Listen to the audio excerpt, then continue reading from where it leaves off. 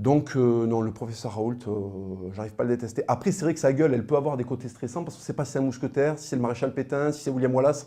Quel est ton projet, Didier? Tu veux déporter des Juifs, libérer l'Angleterre, enfin, libérer l'Écosse des Anglais? Qu'est-ce qui se passe, tu vois? Alors, qu'est-ce qui fait le plus peur aux Français? C'est l'islam radical ou le coronavirus? Alors les impôts, je pense. Parce que c'est quand même une sodomie que tu reçois à domicile. Enfin, dès que tu vois la gueule de Marianne encadrée, tu sens que déjà, ça sent pas trop bon. Donc je pense que c'est surtout la fiscalité. En deuxième lieu, bien entendu, l'islam radical, parce que après les impôts, ce qui fait le plus de morts, c'est l'islam radical. Et je crois que le corona, ils en ont strictement rien à branler, en fait. Il y a des Français qui se réveillent. Tu sais, t'as le retour des mecs qui ont des têtes de, tu vois, qui ont des têtes de carolingiens. Le retour des mecs qu'il y avait à Alésia, qu'il y avait à Montgisard, tu vois. Et parmi eux, il y a un mec qui est génial, c'est le Major Gérald. Tu veux une baffe pour chaque flexion? Donc le Major Gérald, c'est fantastique. Sa tête, si tu veux, c'est une faille océanique. Tu vois, c'est tellement cabossé. On dirait que c'est sa tête du cross, tu sais. Quand il va en forêt, quand il fait du VTT, c'est le VTT qui roule sur lui et c'est sa tête qui prend les bosses, tu vois ce que je veux dire. Donc déjà, visuellement, le mec est fantastique. Instructeur à la Légion. Bon, la Légion, c'est des mecs qui cassent des nuques dans l'opération Barkhane ou je sais pas où en Afghan, là, tu vois. C'est des machines à tuer. Et il y a un type dans l'armée qui forme ces mecs-là. C'est-à-dire que lui, c'est le patron des casseurs de nuques, si tu veux. Bon, il fait de l'éducatif, il se met sur YouTube. Il explique des trucs, tu vois. Et c'est génial parce que pendant ses explications, il s'emmerde. Tu sais, il fait des explications très vite. Il a vite envie qu'on commence à... c'est quand qu'on se pète les rotules, là, parce que bon, c'est bien les trucs, les explications pédagogiques, mais vite, des cassages d'épaule. Ah là, je le tiens, j'essaye de déplacer le mur, là, il faut qu'il bouge. Il fait des vidéos, tu vois, il pousse des murs. Quelle armée au monde pousse des murs, tu vois ce que je veux dire? Il n'y a que la France, avec zéro budget et des couilles comme ça, pour se dire, putain les gars, on va se muscler en poussant des murs, si tu veux. Et qu'est-ce qu'il fait? Il est tout le temps en train de convaincre sa femme d'aller en vacances dans le nord de la France, parce qu'en fait, il veut aller surveiller les Allemands. Lui, il est resté sur la, tu vois, il est resté sur la guerre de 14 en fait. Il n'a pas confiance. Tu sais, il a vu les trucs un peu de loin, là, Mitterrand qui va serrer la main au président allemand. Il n'y croit pas. Lui, il sent que les chelous, ils vont revenir. Donc il se promène, il va dans la Somme en vacances. Il fait croire à sa famille qu'on va les visiter, faire du camping, tu vois, par hasard par là. Puis là, par la fenêtre, comme ça, il regarde, tu vois, il regarde s'il n'y a pas des Allemands dans la tranchée. Il essaie de repérer s'il n'y a pas des chelous, tu vois. Est-ce que c'est pas incroyable de voir Jean-Luc Mélenchon au rassemblement à Paris, là, en souvenir de Samuel Paty? Ben, il paraît que l'assassin revient toujours sur les lieux du crime. Je ne suis pas en train de dire que c'est Mélenchon l'assassin, non. Ce que je pense, c'est qu'il y a une fascination morbide à aller voir ce qu'on a fait. C'est comme les enfants quand ils ont tué un animal dans un coin. Moi, quand j'étais gosse, des fois, je me rappelle, il y avait des fourmilières.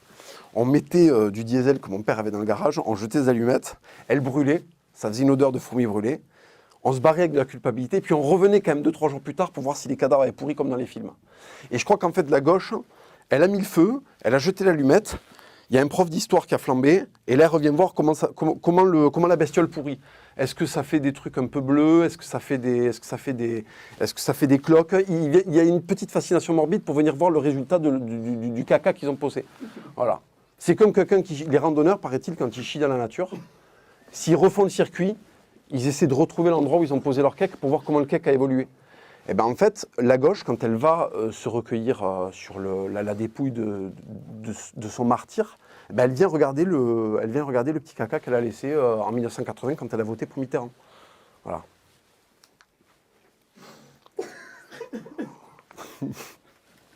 Toujours dans la collection des Français là, qui se réveillent et qui veulent faire des trucs des terres, vous savez, à un moment, là, il y a eu des chevaux qui se faisaient attaquer par des mecs dans des champs. Il y a un type qui a sorti une vidéo, là. Il a un béret para, un t-shirt avec un gorille et une moustache. Et il vit la campagne. Ce qui est le profil absolu du psychopathe français, tu vois. Le mec est génial. Et donc, il explique qu'il est prêt à faire du jardinage et au lieu d'avoir un râteau à la main, il a un 12. Eh ben, salut les petits loups. Je vous présente ma passion, donc mon petit coquin. Hein, coquin? Dis bonjour à tout le monde, coquin. Il dit bonjour. Voilà, après j'ai Cachou qui est là-bas au fond. Vous voyez Cachou? Cachou? Yeah. Voilà. Je ne sais pas si vous le voyez. Bon, les chevaux sont au box parce qu'il fait relativement chaud. On est à 35 aujourd'hui, 36. Donc voilà, et puis après j'ai une deuxième passion qui est le jardinage. Alors je vous présente aussi ma passion là. Hein. Voilà, je suis jardinier, j'adore jardiner. En plus, j'ai du terrain, j'ai tout ce qu'il faut pour jardiner. Voilà. Donc, on est tous équipés dans les écuries pour jardiner et puis subvenir à notre passion. Je vous embrasse, à bientôt. Tu vois. Donc en fait, quand tu vois des mecs comme ça qui seraient, tu sais, tu croyais que ça avait disparu. C'est comme Jurassic Park, tu sais. Il faudrait presque faire un truc là, avec le professeur Hammond qui t'explique qu'on a pris de l'extrait de couilles de, tu vois, de Vercingétorix. Chut, on l'a mis dans le cul d'une guenon et paf, on a un nouveau français, tu vois. Donc ils ont reconstitué, je sais pas quel laboratoire a réussi à le faire, mais ils ont reconstitué un mec d'éther à un niveau. Et donc ce mec-là, tu vois, en fait, il y a un moment, ça va l'énerver qu'on s'en prenne à des poneys. Parce qu'il fait un métier du néolithique. Hein. Je veux dire, garder des poneys, si tu veux, personne ne fait plus ça depuis extrêmement longtemps. Donc lui, un jour, il y a un mec qui va toucher le mauvais poney, tu vois. Il va prendre un coup de 12 ans. Et là, ce sera la France éternelle, tu vois. Ce sera le retour des mecs. Tu sais, certains paysans, quand ils marchent, tu sais pas s'ils vont acheter 1 kilo de tomates ou aller tuer un mec. Tu sais, ils chancellent, comme ça. Et tu sais pas, en fait, est-ce qu'il est sous, est-ce qu'il a soif de vengeance, est-ce qu'il veut juste 1 kilo de pommes, tu sais pas, tu vois. Le mec marche dans la nuit, tu sais pas ce qu'il y a dans son cerveau. Tu vois, il se lève à 5 h du matin depuis 20 ans, tu vois, pour labourer, pour des fils de pute qui vont manger son boulgour à Paris en lui crachant dessus, tu vois. Donc en fait, il a les nerfs. Il y a l'Europe qui lui casse les couilles, tu vois, qui lui empêche de faire pousser des trucs comme il veut.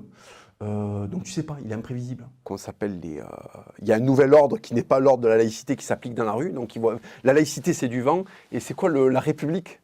L'ordre républicain. Mais l'ordre républicain, c'est une vaste blague. L'ordre républicain, c'est des mecs à perruque qui l'ont installé sur les cendres de la royauté. Comment des types qui ont ils ont des rubans sur les pompes. Ils ont des collants, ces fils de pute, alors que la France est attaquée par tout le monde. Les mecs ont des collants, ils ont des rubans. Ils s'appellent Danton, Robespierre, ils font des salons intellectuels avec des thés de folle, tu vois, au centre-ville de Paris. Et les mecs inventent la République, c'est nul. Qui c'est qui a inventé la royauté? C'est des gros rois germains avec des glaives d'1 mètre. Et si tu veux, la République, elle a été inventée par qui? Elle a été inventée par des types qui sont déguisés en capitaine Crochet. Cette phrase, elle était fabuleuse. Même moi, ça me fait rire, putain. Autre figure, là aussi, qui régale à fond, Baptiste Marché. Bon, le mec, concrètement, a la physionomie d'un frigo, si tu veux. C'est-à-dire que s'il se cache dans les rayons, là, tu vois, à Darty, et que le magasin ferme, s'il ne bouge pas, normalement, au lendemain matin, personne ne l'a repéré. Tu vois, je veux dire, le mec est cubique. Hein. Il fait des compétitions de bench press au Texas. Donc, tu sais, pour les Texans, bon, les Français sont des salopes, tu vois. On est des communistes et on ne mérite pas de vivre, tu vois. Et lui, il déboule, moustache de hussard, tu sais, un débardeur avec écrit France.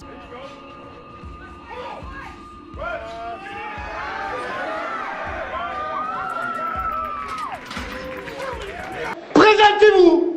Qui je suis? Comme ça, tu vois, pour que les Américains, ils prennent tu vois, leur morceau de France dans la gueule. Il déboule, il fait des bars à 250, tu vois. Et il pousse des cris de français. Les Américains, ils sont là, ils se disent, mais pourquoi il n'est pas venu avant qu'on envahisse l'Irak, lui, tu vois.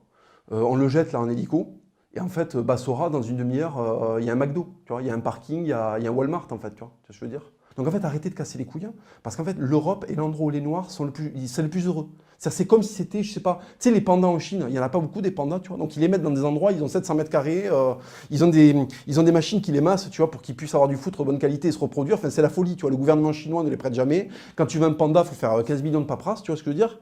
Donc en fait, c'est pareil. Ici, le noir, c'est comme un panda en Chine, en fait. On le caresse, on lui donne du bambou, il est heureux, tu vois. Il a de l'espace, il respire, il est bien. Donc cassez pas les couilles avec le racisme, ça commence à m'agacer, quoi. Voilà. Surtout qu'en plus, un monde semblant, c'est de la merde, en fait. Un monde semblant, en fait, je vais t'expliquer un truc. Voilà. En fait, il y a le choix entre ça et ça. Voilà. Ça, si tu veux, ça c'est pour aller sur la Lune. C'est pour aller sur la Lune, c'est pour aller visiter l'espace. Tu sais, ce truc qu'on regarde depuis la préhistoire là et qu'on peut pas y aller parce qu'il n'y a pas d'escalier, tu vois. Et ben en fait, un jour, il y a des Allemands là, très, très anxiogènes, qui sont levés, qui ont fait des calculs, tu vois, avec d'autres protestants, et qui ont décidé qu'ils allaient fabriquer ça. Tu vois. Donc là, quand je regarde les drapeaux, il n'y a pas celui du Pakistan, étonnamment. Tu vois. Il y a l'Italie, alors ça c'est étonnant, tu vois, ils ont dû faire la carrosserie, eux. Après, il y a l'Espagne, ils ont dû faire la cuisine. Et puis après, tu as le Danemark, l'Allemagne et je sais pas qui. Et eux, par contre, tu vois, ça doit être la motorisation et les trucs de calcul. Puis je suis en face à ça. Je vais sur la Lune avec ça. Je vais sur la Lune avec ça? Mais est-ce que je vais sur la Lune? Ils sont où les moteurs là? Ils sont où les moteurs, tu sais, les moteurs à platonium, là, je sais pas quoi, là? Ils sont où les calculs? Elle est où la cabine, tu sais? On va faire comment, là, pour se mettre en orbite autour de la Lune, là, pour aller poser un putain de drapeau pakistanais, tu sais? C'est ça le Pakistan, ça, c'est... En fait, nous, les Blancs, il faut qu'on disparaisse pour laisser place à ça, en fait. Mais qu'on va faire, là, pour aller, tu vois, pour aller miner l'uranium, là, qu'il y a sur Mars, là. On va y aller avec ça? On va faire des escaliers de paquets de couscous pour marcher jusqu'à Saturne? C'est ça le plan? Comment on fait? Donc en fait, prenez soin de vos blancs, c'est un animal en voie de disparition, parce qu'il fait des trucs comme ça, tu vois, je veux dire.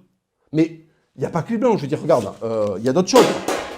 Tu vois, par exemple, bon, il y a un peuple de petites bites absolues qui sont les Japonais, tu vois, et ils sont tellement anxieux qu'en fait, les mecs, dès qu'ils ont du temps libre, ils font un truc comme ça, tu vois. Et ce qu'il faut que tu saches, en fait, c'est que chaque petit point là, comme ça a été une branlette devant un hentai, tu vois, avec un poulpe qui défonce une gamine de 12 ans, tu vois, je veux dire. Donc, si tu veux, ton cerveau, après, il va mal. Et du coup, après, il y a des fils, il y a des trucs complexes comme ça, tu vois, je veux dire. C'est pas le chaman de la forêt qui font que ça. C'est pas l'esprit des anciens qui fait que quand tu mets une cassette dans ce truc-là, ça marche. Grâce à nous, il y a des trucs bien, tu vois. Il y a des scanners, les portables, ils marchent. Je veux dire. C'est pas le moufti de Peshawar, tu vois, qui envoie avec ses antennes cachées, tu vois, dans son turban, la 4G, pour que Samantha et Nabila puissent tweeter des trucs sur Instagram. Récemment, il y a Gérard Depardieu qui a expliqué qu'une des dernières chances, enfin une des dernières belles choses de la France, c'était qui donnait espoir à la France, c'était les migrants. Est-ce que qu'est-ce que vous en pensez de cette phrase? Alors, ça dépend comment elle est dite. C'est-à-dire que, bon, moi je pense que c'est une connerie de dire ça. Mais peut-être qu'il a voulu le dire. C'est-à-dire qu'en fait, c'est simple. Je vais aborder le problème différemment. Si nos migrants, c'était des Japonais de 1941, des Arméniens du Haut-Karabakh et des chrétiens qui luttent contre Boko Haram, effectivement, ça ramènerait, on va dire que ça ferait augmenter le burnomètre. Bon, là, il y a des gens qui ne vont pas être contents parce que je parle d'immigration extra-européenne, mais même du point de vue de l'Europe, s'il y a des gens qui viennent et qui régénèrent un peuple qui a été sélectionné négativement, génétiquement après la Première Guerre mondiale, puisque vous savez que la Première Guerre mondiale a été le gouffre, a été le premier génocide français, enfin le second après le Vendéen, mais la Première Guerre mondiale est un génocide dans lequel on a fait une sélection génétique, c'est-à-dire que les Français les plus courageux sont rués dans la bataille. Ils ont été broyés par la machine. Ceux qui sont revenus étaient blessés très profondément, n'ont pas pu faire forcément des familles. Et tous ceux qui, pour X ou Y, avaient réussi à se planquer, ont hérité du pays. Je ne dis pas que tous les gens qui n'ont pas fait la guerre étaient planqués. Ce que je veux dire, c'est qu'ils sont passés au travers des mailles du filet. Et ces gens-là ont administré la France après. Et en fait, y a plein de Français qui ne veulent pas le voir. Les ethno-racialistes ne veulent pas voir que leur peuple historique, a été durement touché et durement amputé de son membre vif entre 1914 et 1918. Il y a une génération par la suite qui est arrivée, qui a été une immigration, à mon avis, bénéfique pour la France. Les Italiens, les Espagnols sont plutôt bien assimilés. Et aujourd'hui, on les retrouve, y compris dans des... moi, j'en suis l'exemple, dans des postures qui sont profondément nationalistes et pro-françaises.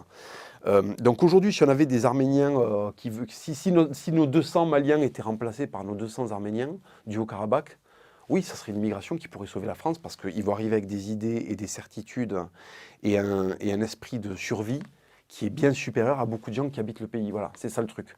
Après, je ne pense pas que l'immigration subsaharienne et maghrébine va, en tout cas telle qu'elle est pratiquée massivement et sans sélection, va faire du bien à la France, c'est sûr que non. Donc je ne sais pas dans quel sens Depardieu l'a dit. Si Depardieu pense aux Russes, si l'immigration russe peut sauver la France, oui, je suis d'accord avec lui, oui, c'est sûr. Plus il va y avoir d'autorité, plus les gens vont être peinards. C'est un truc qui se vérifie beaucoup en Espagne. La Guardia Civile a tous les droits, elle a pratiquement tous les droits. Donc en fait, on est beaucoup plus tranquille au quotidien. D'ailleurs, il y a beaucoup de gauchistes français, ils aiment bien aller en vacances en Espagne. Dans le pays qui a été administré par Franco, avec une police franquiste, avec un esprit franquiste, des églises partout, 15 jours par semaine qui sont fériés parce qu'il y a telle procession de telle vierge. Là, encore une fois, ils sont dans le parjure, tu vois. Et en fait, pourquoi ils aiment bien aller en vacances en Espagne? Parce qu'il y a des mecs en Marseille et uniformes et matraques qui viennent débourrer le moindre migrant qui va commencer à squatter un endroit où on n'a pas envie qu'il soit là.